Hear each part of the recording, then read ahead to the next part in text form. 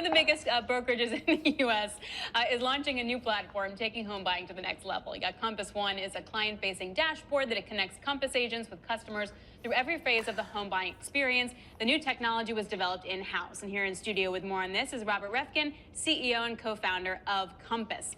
What is that thing again? Like, what did you do? Why did you do it? Compass One. So Compass One is the one place for all of your home needs. It's the first of its kind all-in-one client portal that gives 24/7 transparency to every step of the process, before, during, and after a transaction, for buyers, for sellers, and for owners of multiple homes. It has the full transaction timeline, so you know the 50-plus steps and who's supposed to do what when, if it happened.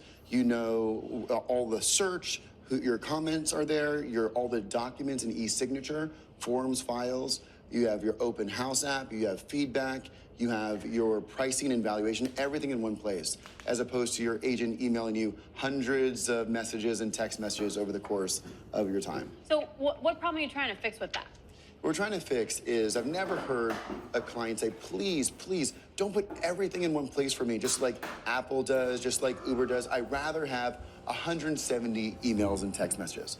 What the problem it solves is it takes away the complexity and makes it seamless. So everything's in one place and you always can go back to that single place. So, I mean, that's the benefit to the user. What's the benefit to Compass specifically? There's been a lot of discussion about how this tool can be used, and about the idea that if you do get an elimination of a rule that's been in place that effectively allows a little bit more transparency in listing prices, that a tool like this would actually have a great benefit to Compass and your read on where prices are. Yeah, so my read on where prices are is last year they went up 6% year over year. I would expect prices this year to be more normalized at the historical 2 to 3%. You referenced, there are a lot of these MLS rules which are designed to really, quite frankly, allow the MLSs to profit from agents and their clients. I'll give you a couple examples. And MLS, just for our viewers, MLS is basically like the main listing service where you can see all the homes for sale. Yeah, there are these 500 across the country local listing systems. Yeah. And they have rules like this. An agent can't watermark their own photo, but then the MLS watermarks it. An agent can't put in their own listing description for the seller. Contact me if you see me on a third-party site so that I could show you more information, because I'm the listing agent. They'll take the listing down. They have rules like, in order to access the MLS, you have to pay NAR and your state association so everyone can make money. There are all these rules designed on how others can profit. And what we're doing is we're taking the playbook of the home builders and real estate developers who are not governed by any of these rules. And they have what we call 3-phase marketing strategies, where we can market first internally to a group, then on the public site without going to those portals who put out negative insights on and redirect all the buyer increase to third-party sites. And then after that, you can put it on all the portals with the benefit of price discovery from the first 2 phases, just like the developers. So are those rules, though, because I was trying to kind of brush up on some of those rules. Are those rules at risk of going away? I know there's been a lot of pushback, including from yourself, but a lot of other folks in the industry have been lobbying to do away with this. Is there light at the end of that tunnel for those that want to see these rules go away? Absolutely. The Department of Justice is actively investigating National Association of Realtors' clear cooperation policy, which says that every homeowner in the country has to give the MLS, which they have a relationship with, has to give the MLS their listing after 1 day. How many homeowners know that they're being forced to do this? They don't.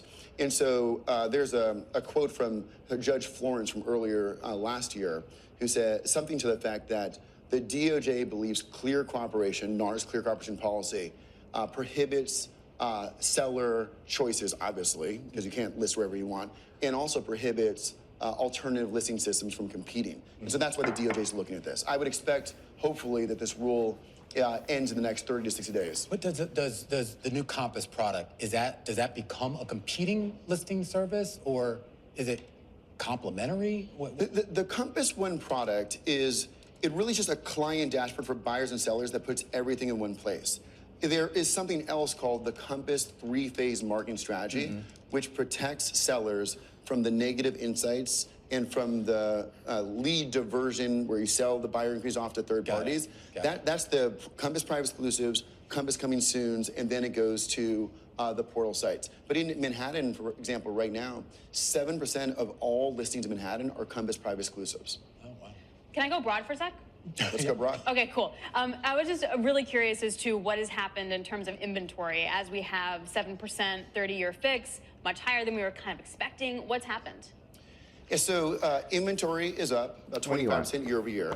Really? We're still about 18% less than pre-pandemic levels. That was 2019. At this pace, by the end of this year, it is possible that we could be back at pre-pandemic levels. And as you know, the big issue over the last 4 years was there's just not enough inventory. So inventory is becoming less of the issue. Now the issue is really affordability, which is price and mortgage rates. Are people freaked out about rates not coming down as much? Well, today is a good day. Mortgage rates just went to 6.99%. Got that six handle. Wow, that's a bargain. Yeah. So hopefully tomorrow we're going to hear national headlines, 6.99. What's your mortgage rate? Oh, She loves to brag. 2.75%. We'll never have that again. I know. And I'm never going to move, which is kind of the point. But are you seeing people being like, I can't move because rates are too high? Or they're like, I'm not worried about it, I'm just going for it? It's a much smaller population now than it was 3 years ago. 3 years ago, 75% of homeowners were locked in at low mortgage rates, 4% or below. Now it's a little less than 50%. So we're making a lot of progress. And in mortgage rates, really in the high end, it hasn't been as affected. Last year, prices in the high end went up 9% year over year. And that's because when interest rates go up, they are actually recipients of interest income. They're not payers of it. And so we're seeing a real divergence between the high end and the regular market.